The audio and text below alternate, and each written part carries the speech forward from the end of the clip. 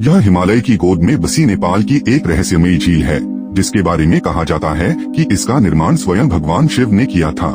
लेकिन रुकिए, इस झील का रहस्य केवल शिव तक सीमित नहीं है, बल्कि इसका संबंध सीधे भगवान विष्णु के क्षीर सागर से जुड़ता है। इस दिव्य कथा की शुरुआत होती है समुद्र मंथन से, जब देवताओं और असुरों ने अमृत प्राप्त करने के लिए समुद्र को मथा और सबसे पहले निकला भयंकर हलाहल विष, जो पूरी सृष्टि को नष्ट कर सकता था।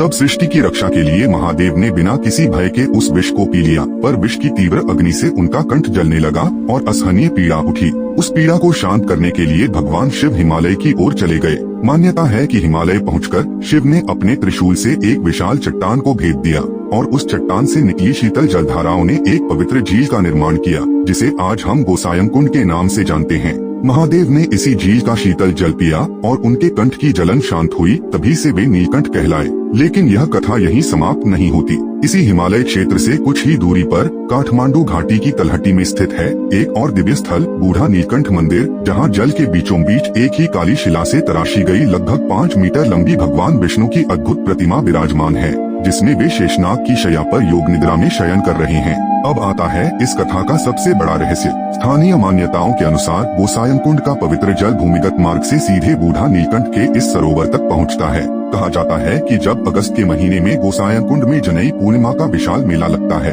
तब बूढ़ा नीलकंठ के इस सरोवर का जल दूध जैसा उजला दिखाई देने लगता है, मानो शिव की शीतलता और पवित्रता विष्णु की योग निद्रा तक पहुंच गई हो। यह कथा हमें याद दिलाती है कि शिव और विष्णु अलग नहीं, बल्कि एक ही दिव्य चेतना के दो स्वरूप हैं। अगर आप भी महादेव और श्रीहरि के भक्त हैं, तो कमेंट